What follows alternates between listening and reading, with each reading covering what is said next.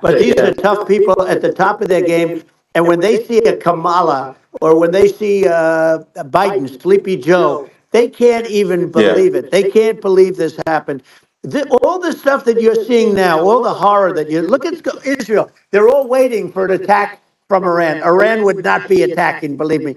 You know, when I was there, and I say it with respect because I think we would have been good with Iran. I don't want to do anything bad to Iran, but they knew not to mess around. Iran was broke because they told China, if you buy from Iran oil, it's all about the oil. That's where the money is. But if you buy oil from Iran, you're not going to do any business with the United States. And I meant it. And they said, we'll pass. They didn't buy oil. Other countries likewise. You want to buy, you're not doing business with the United States. And they were at a point where they had no money for Hamas. They had no money for Hezbollah. They had no money for any of these instruments of terror. And it was because they're driving so much fuel. It's actually amazing. It's just people moving out. Isn't it amazing to you as a businessman that they can even survive? Like Illinois, so many people are leaving, and you wonder, how do they survive? I mean, how do they survive? I saw where you left California and you moved to Texas. Texas does a great job. But, you know, I mean, I just wonder, how do these states survive when big businesses, a big oil company just left California, as you know, and they moved to Texas. How do these big states survive when they lose so many businesses and their taxes are already really high? You know, the taxes are among the highest taxes. You almost wonder, how do they continue on? And in many cases, the governors don't do a good job in their crime-ridden places. You wonder, how do they continue to just go on? It's not a good situation. I mean, I think the only thing that's going to force like a Pritzker. Look, the family didn't want him in the family business, and then he ends up being governor of Illinois. So you know what? Is he going to be a great governor? And you know, you have people. I could name every one of them. I got to know every one of these, and some are very good, and some are just horrible. Well, I think the larger point here, too, you know, as you're saying, like a lot of people are concerned about the economy, a lot of people are concerned about inflation, and inflation is effectively a tax on people that save money, and for people that are working day to day, it's just a form of taxation. And if we can solve the government spending problem, we'll solve the inflation problem, which means people will have a better standard of living, and that's a really big deal. Well, the people that got hurt worse are the people that did it the way they were taught to do it all through, you know, their younger life and their young life and their whole life. The people that saved money and then they got no interest on their money and inflation destroyed them. And frankly, they were almost better off if they didn't do anything like that. I mean, those people have been absolutely decimated, and we're going to bring those people back and help them the money. They go in and they can't buy anything. They look at it's sticker shock. They call it sticker shock, right? I think it really just comes, like I said, I think it just comes down to really, I guess, two things, which is that if you solve government overspending, you solve inflation, which improves living standards of the average person, and then if you deregulate, like have sensible regulations, so because a lot of the regulations are nonsensical and cause the cost to be extreme for no reason, but unless you've got effective deregulation, like Reagan did a great job on deregulation in the 80s, but it's been 40 years since we haven't had anyone really. I mean, during your administration, we made some progress, but I think the opportunity to make, I think, radical progress with sensible regulation. And if well, Elon, those two things, those are the big deals. We set a record. We did more administration. Many more people died during his administration of COVID than during my administration, and we really got the brunt of it. But people don't realize more people died during his administration than ours. But it diverted us from doing what I wanted to do. But we had the greatest for, you know, almost 3 years. We had the great, and you know that probably better than anybody. So many of your friends said to me, the best years we've ever had in business were during the Trump years.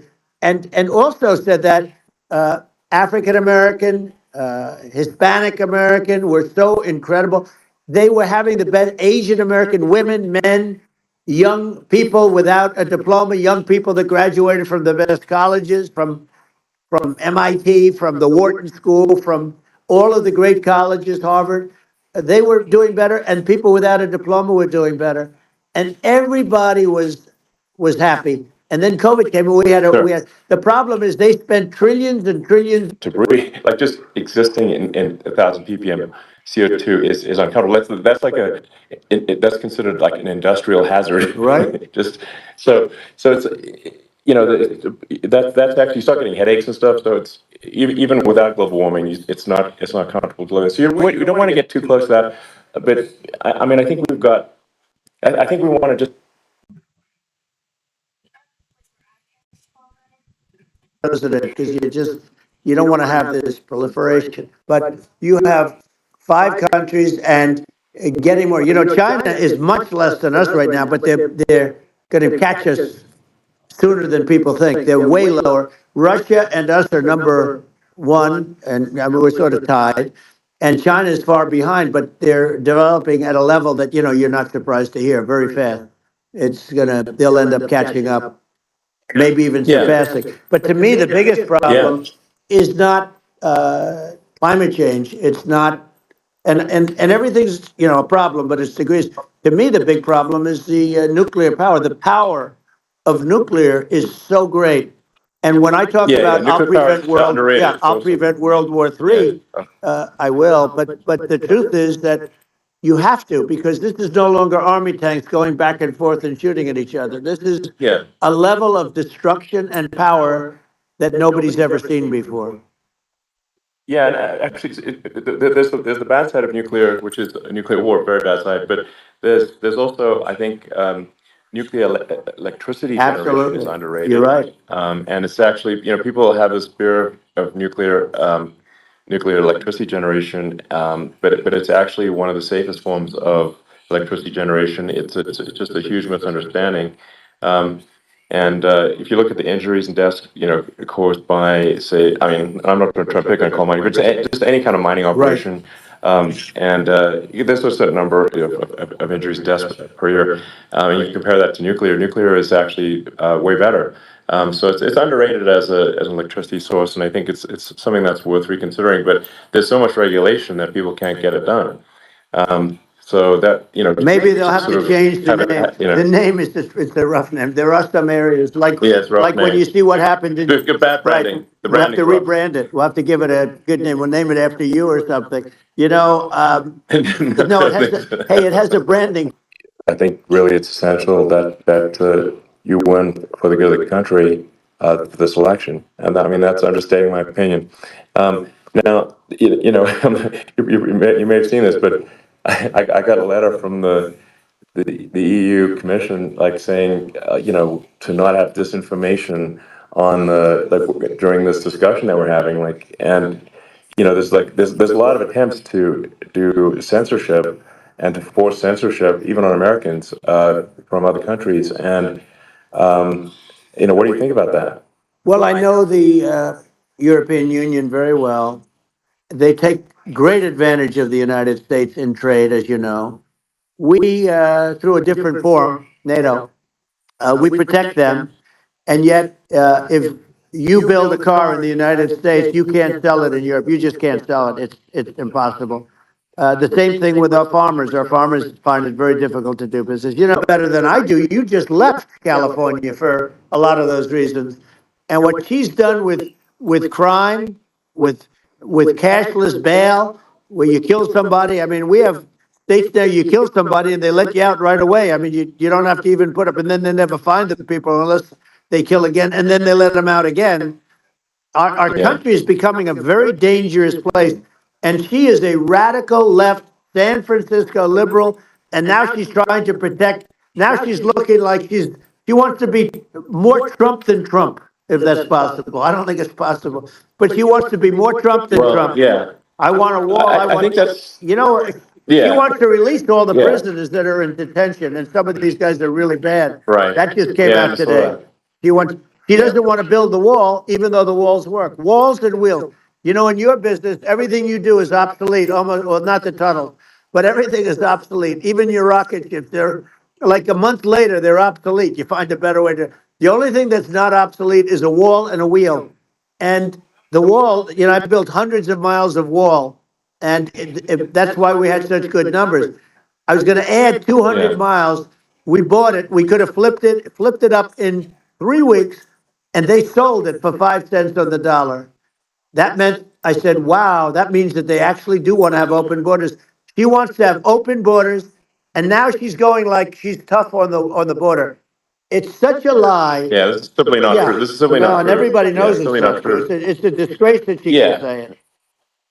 No, I mean, obviously, what's happening sort of overnight is they're rewriting history and making Kamala sound like a moderate when in fact she is far left, like far left. Worse than Bernie Sanders. She's considered more liberal by far than Bernie Sanders. She's a radical left lunatic, and if she's going to be our president, very quickly, you're not going to have a country anymore. And she'll go back to all of the things that she believes in. She believes in defunding the police. She believes in no fracking, zero. You don't. Now all of a sudden she's saying, no, I will. I really want to see fracking. If they got in, the day she got in, she'll end fracking. And by the way, if people didn't think that, the lunatics that really believe in that, they won't vote for her. Like the Palestinians and Israel. He is so anti-Israel, and she's bad for both. Biden actually did something that was impossible. Both sides hate him. Both sides. That was a hard thing to do. Unification. Yeah, no. Netanyahu came to give a talk to a joint Senate and House sitting, and I was there, and Kamala stood him up. What does that say? I think it's highly disrespectful. And I say, if you're a Jewish person or if you believe in Israel, if you're a person that, is very pro-Israel, if you vote for her, it's worse than Biden. And Biden was bad. But you vote for her head examined. And you see, I mean, as we're doing this,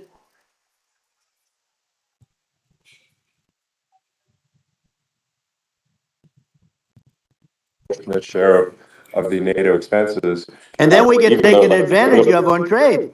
So think about it. Well, I mean, the point of NATO is defending Europe, and it's it's like then okay, well, why is the United States paying disproportionately more to defend Europe than Europe? That doesn't make sense. That's unfair, and that is an appropriate thing to address. Well, when you talk about cost cutting and savings and everything else, I mean, honestly, look, there's nobody that feels worse about the Ukraine situation than I do because I know it would have never happened. I know Zelensky. He was very honorable to me because when they went with the Russia hoax and they said I had a phone call with him, he said it was a perfect phone call. It was a great phone call. He could have grandstanded and, said, oh, he was very threatening. He said, no, it was a very nice phone call.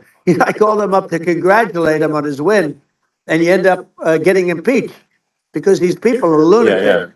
I was talking about the difference from the people within and the enemies or the outside or person who's unbelievably sharp in order to stop all the nuclear danger and all the dangers that I'm talking about.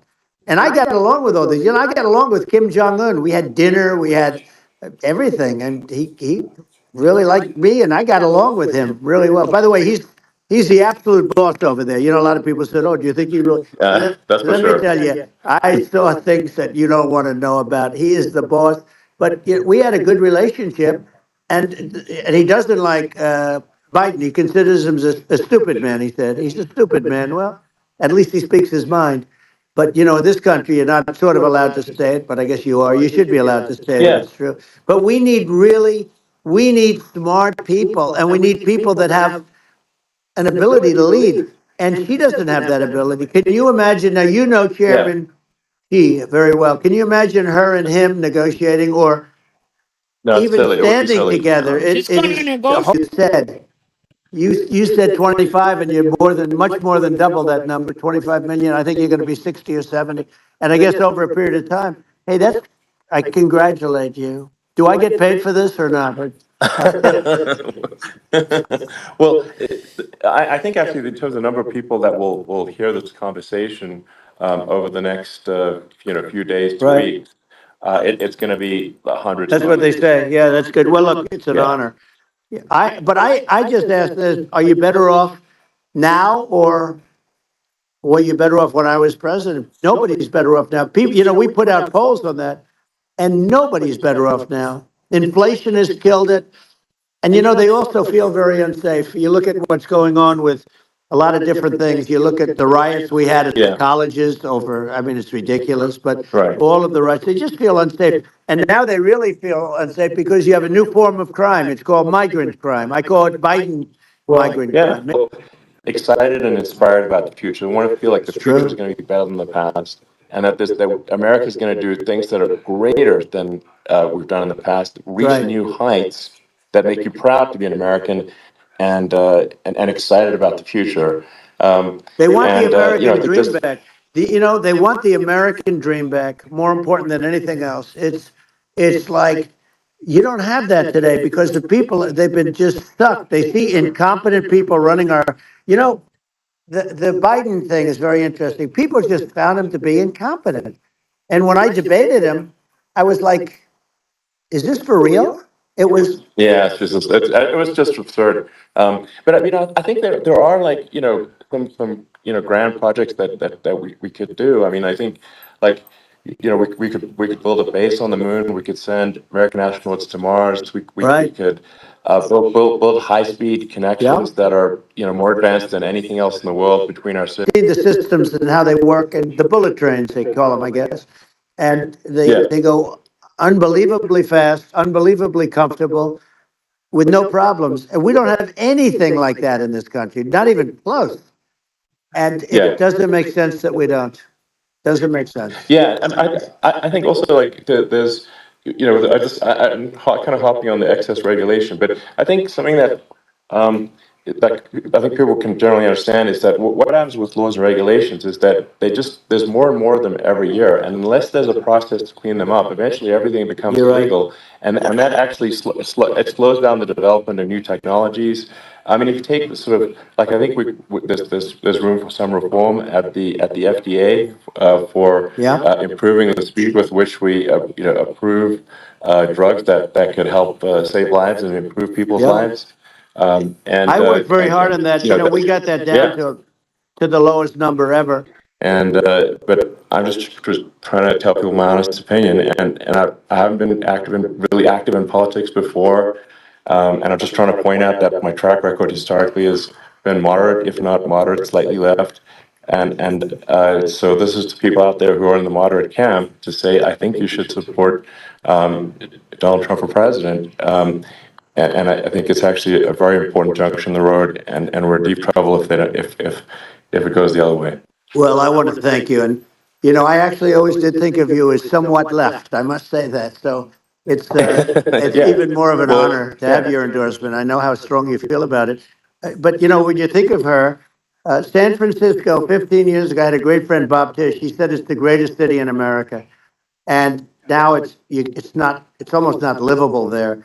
And California likewise. And she was involved in the destruction of San Francisco and the destruction of California. And she will be involved in the destruction of our in areas where they hate Democrats. Exactly. And you get into Yep. a Pandora's box. It's a very dangerous thing for this country, and a very dangerous thing even for the state. New York City is losing. New York absolutely. City and state lose a lot of business over what they did to me, because these people say we don't want that to happen to us. That's no justice system. You have an unfair system of justice, and it's costing New York State a tremendous amount of money. People are leaving, and companies are leaving, and they won't come back.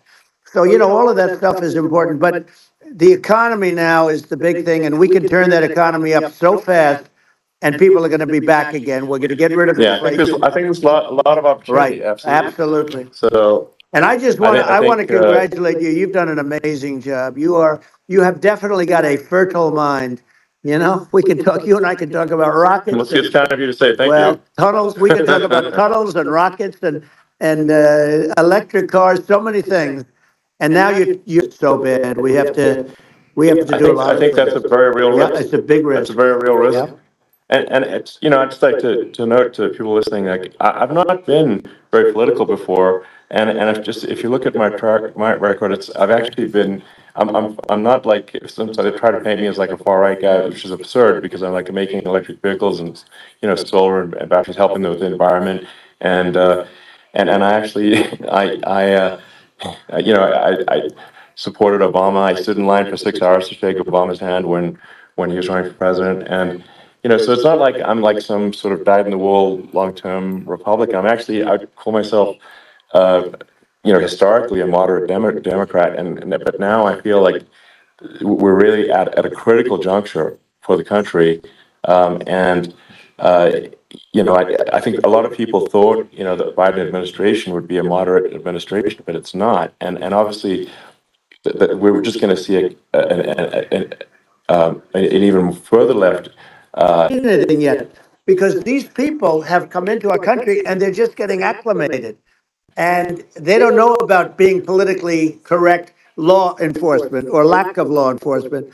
And our police, I have to just end with this: we have great police, we have great law enforcement, but they're not allowed to do their job. They have to be able to do their job without being destroyed. Well, absolutely, and it's obviously demoralizing if you're a police officer risking your life to arrest violent criminals who could kill you and do kill you sometimes, and then you arrest the violent criminal, and then the DA doesn't prosecute, and they just let the guy out. Well, then, like, why should a police officer risk their life uh, to arrest a violent felon? Well, even worse, Elon, if nothing's going to happen. even worse, they prosecute the police officer.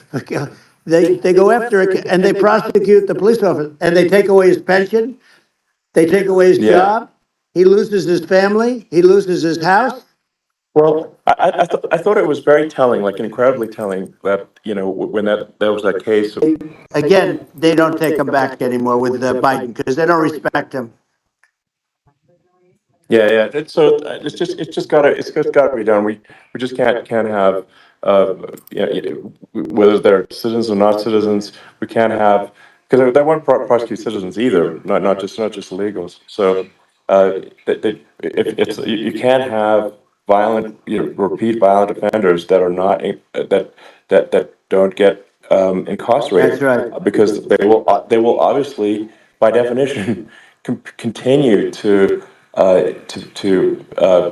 hurt people. And I think where part of this comes from is that there's and I do sort of consider myself liberal in some ways. I mean, it's just that you want to have empathy for Right. people. Obviously, you want to have empathy for people. I totally agree with that. You want to have empathy, but you also have to have empathy for the victims of the criminals.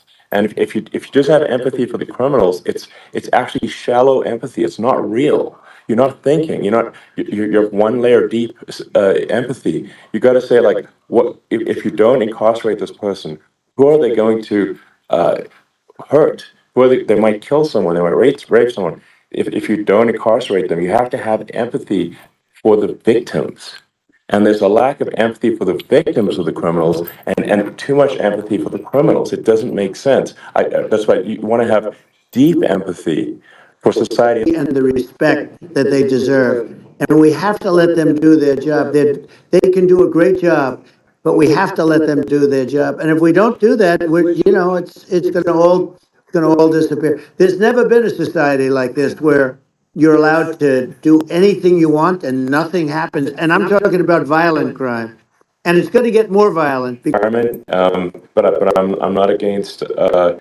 I'm not like, I don't think we should vilify the oil and gas industry, because they're keeping civilization going right now, and but I do think we want to move at a reasonable speed towards a sustainable energy economy. Those are my values, and I think and so I mean that's why I'm supporting you for president. Well, I appreciate. We're going to give incentive to companies to come into our country, not to leave our country. We're going to be giving tremendous incentives. We want companies to build here, not to build in other locations, and we want to create jobs. And again, it's about the American dream. You don't hear about the American dream anymore, Elon. You don't hear. You're the American dream in the truest sense, but you don't hear about the American dream anymore, and you're going to hear about it. People, they need that incentive to go out and do it. And they're going to love you. And I know every one of those guys. And they're smart people. And they're streetwise people. And they really think that the USA is stupid. They think we're run by stupid people. And they happen to be right. But when I was there, we had no problem. We got them out. We took out thousands of MS-13 gang members. We brought them back. And now, again, it's the same old story. We don't do it. And they actually gave them a big increase in aid. They raised it up to billions of dollars, and they get nothing for it. So, you know, I hope everybody's going to vote for Trump, and we're going to get this country straight. Yeah. And I didn't need this. I'm like, I didn't need this. I had a very nice life. I didn't need to go through court systems and go through all the other stuff and run at the same time. I have to run. I have to go through fake trials with, in some cases, corrupt judges, totally corrupt judges. I didn't need it. I had a nice life. I have great locations. I have beautiful oceans that I have places. You know, this was, but I felt it was important. And if I had to do it over again, you probably think I'm crazy for doing it, actually. But if I had to do it over again, I would have done it over again, because this is so much more important than me or my life. We're going to save this country. This country is going down. And these people are bad people that we're running against, and they're liars. They make statements. They do things that are so bad. They say they're going to make a strong border. They say they've been great on the border, and they've been the worst in history. They say they're going to stop crime. Like, the facts speak for themselves. It's so incredible. Speak for themselves. Like, it's got to the point where people just don't even bother reporting crime in a lot of cities because they know nothing is going to happen. You know, that's what I hear anecdotally from people all the time.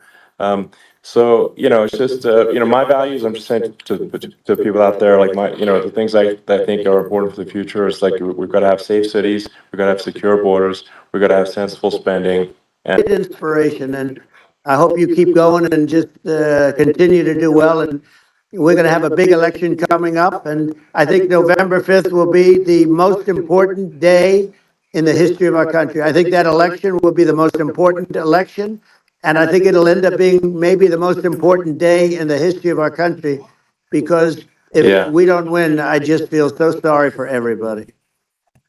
No, I think we're at a fork in the road of destiny of civilization, and I think we need to take the right path, and I think you're the right path. So I think that's what it comes down to. Thank you very much, Elon. It's a great honor, and we'll do it again sometime. And it's been really fun, and I hope you got a lot of viewers. I hear you got a lot, but I hope you got a lot. I know you got a lot of them. So I appreciate it. I'll see you soon. All right, sounds good. Thank you. Thank you, Elon. Thank you very much. Bye.